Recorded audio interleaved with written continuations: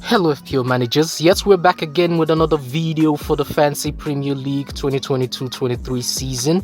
It's the blank game week 28 preview. We're going to take a quick look at how well we did in double game week 27, as well as our transfer plans, captaincy picks, the clean sheet and scoring odds, as well as the predicted lineups for the upcoming game week.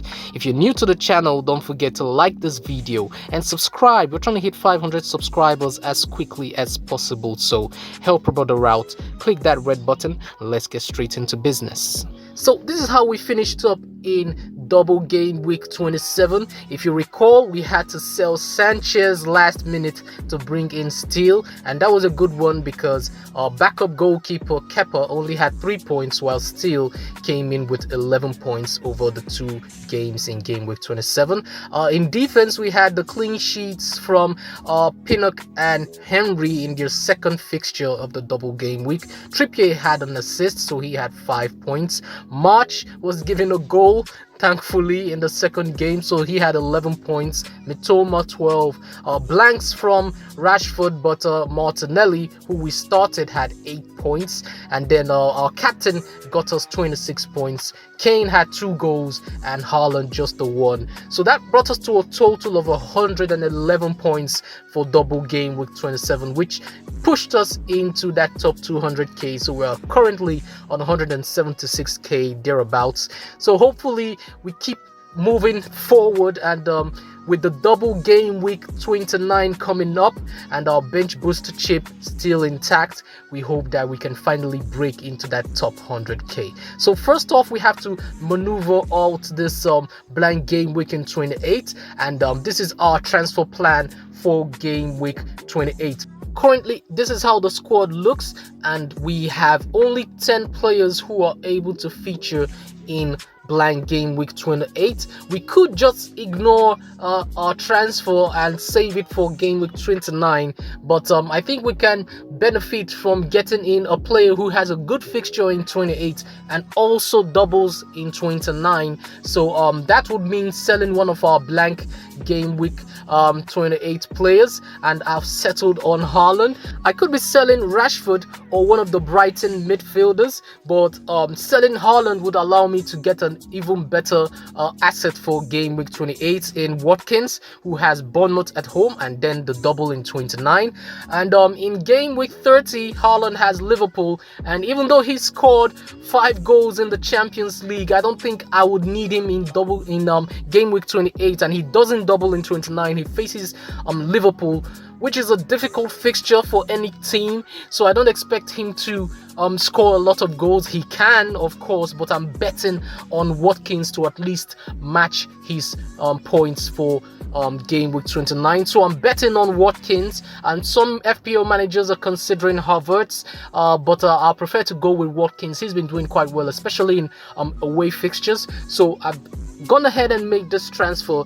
Haaland out and Watkins in. That will leave us with 9 million in the bank. I'm gonna use that money in upgrading my Arsenal assets to probably Fernandes and Madison, and even maybe Almiron in game week 29, and I'll have enough funds, to then upgrade Tony to Haaland in game week 31. Okay, so that's the plan, and if we go ahead with that, this is how the lineup is gonna look in game week 28. We're gonna go with Kepa in goal at home to Everton, a double up in defense of Brentford defenders in Henry and Pinnock, a double up in Newcastle defenders in Trippier and Bourne, and then Zinchenko completes the defense.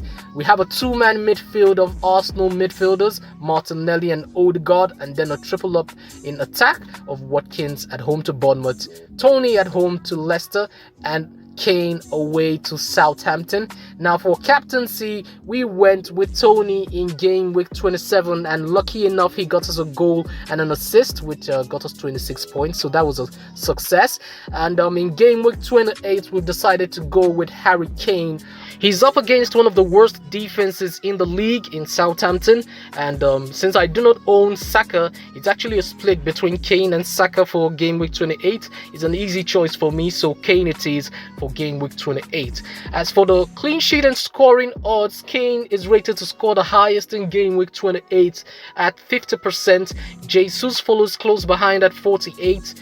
Tony at 43%, Wilson at 40%, and Watkins at 38%. As for the clean sheet odds, we have Arsenal rated 57% to keep a clean sheet against Crystal Palace, Chelsea at 56% to keep a clean sheet against Everton, Newcastle at 46% against Nottingham Forest, Aston Villa 42% against Bournemouth, and Wolves and Tottenham at 40% to keep a clean sheet in game week 28.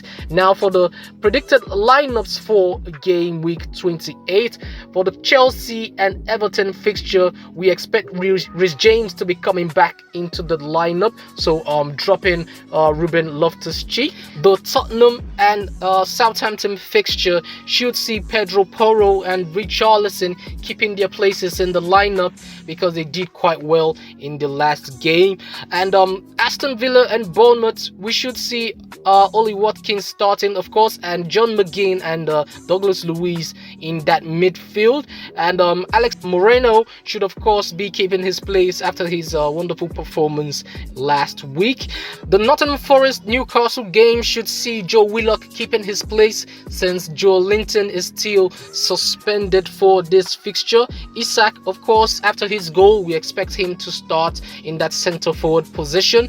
The Brentford and Leicester City game should see Harvey Barnes being welcomed back into that starting lineup. We expect a strong 11 for Arsenal. They are currently out of the Europa League, so you expect them to concentrate 100% on the Premier League and would be featuring the strongest 11 every game week. As for Crystal Palace, we don't expect Sambi Lokonga to feature against Arsenal because that would be his parent club, so Milivojevic should be coming in. And as for the Wolves and Leeds fixture, we should see Mac Rocker coming in for the injured Tyler Adams. So that's the predicted lineups for game week 28. That's the preview video for this week. Don't forget to like this video and subscribe. We're trying to hit 500 subscribers as soon as possible, so hit that red button. All that's left to do is to wish you guys good luck for the upcoming game week. Have fun, and I'll catch you guys on the next one.